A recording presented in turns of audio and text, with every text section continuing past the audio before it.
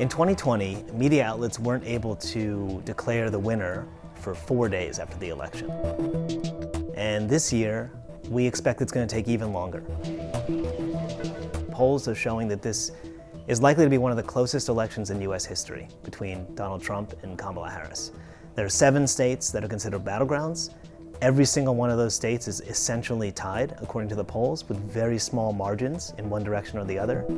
There are a lot of people who vote by mail. That's a trend that's accelerated since the pandemic. In Pennsylvania, the most important swing state by consensus, almost 2 million voters have requested mail ballots. And mail ballots take longer to count. In a couple of the swing states, particularly Pennsylvania and Wisconsin, state law doesn't allow election officials to touch those votes until Election Day.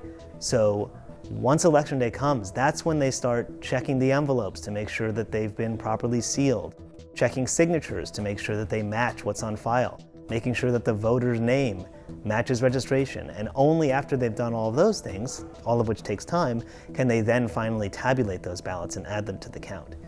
Even in states like Arizona and Nevada, where workers are allowed to start processing and tabulating mail ballots before Election Day occurs, it still takes a really long time just because of the sheer volume. So in both those states, a majority of voters vote by mail.